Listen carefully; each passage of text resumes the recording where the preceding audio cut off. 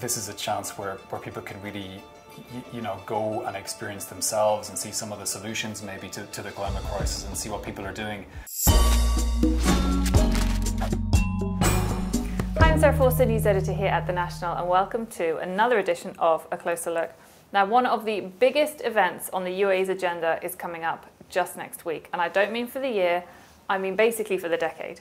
This is Cop28. It's a global climate event where heads of state, global leaders, change makers, politicians, delegates, all of them, they all come here. We're expecting about 80,000 people to attend this event. However, not many people know that you, the public, can also go. To tell us a little bit more about what you might see and do while you're down there, we've brought in our reporter, John Dennehy. John, thank you for joining us. Now, you've been we have many people that are going to be working on this event, on this story, but you are one of our top reporters that's been the lead on this. And that's why we've brought you in, to find out what can the people watching this, who are here in the UAE, should they want to attend COP? I mean, first of all, it's possible, right? Right. So, like with the UN, there's always a lot of jargon. So at COP, it's no different at COP. We've got two zones, which are the blue zone and the green zone. So the blue zone is where the negotiations are, and it's where the Leaders Summit will be, and where all the kind of country pavilions are. Mm-hmm. That is off limits to the public, I'm afraid. But you also have a completely separate green zone, which is open to the public from December 3rd to December 12th. Mm-hmm. Okay, so the public are invited to go down there. And there, of course, is Expo City Dubai, which people might remember from Expo 2020, which lots of people attended. It was basically a 6-month party. So people watching this who were down there for the Expo might want to go down there again and see the old familiar site. Now, I would say, what will they see when they get there? But of course, we haven't seen what's down there yet. We'll see that once the event opens. But what are people likely to be able to find or experience or do when they are there?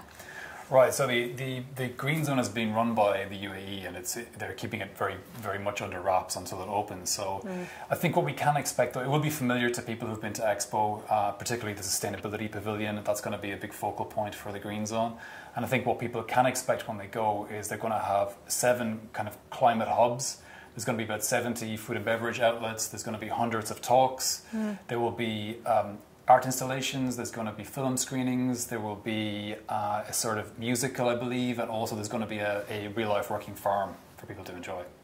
Incredible. So what kind of person would go to COP28? Because most people consider it to be just for heads of state and important diplomats and politicians and change makers, etc. But what would just an ordinary person go there for? Yeah, we've been reading so much about the climate, especially this year, when we're seeing a lot of records broken and reading a lot of doom and gloom headlines. But I think this is a chance where people can really, go and experience themselves and see some of the solutions maybe to the climate crisis and see what people are doing to try and solve some of the problems. I think that will be a really important part of the green zone.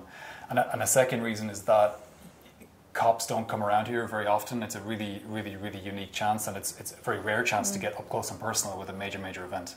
And I mean, COP negotiations and things aren't the only thing that's going to be going on down on site, because obviously National Day falls on the weekend of the 2nd and 3rd, right in the middle of COP, and they will be doing some celebrating.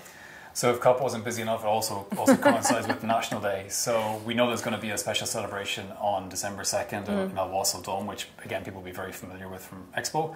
And then people will be able to see the show again the following weekend. It opens to the broader public. So there's also the added festivities of National Day amongst the COP crowd.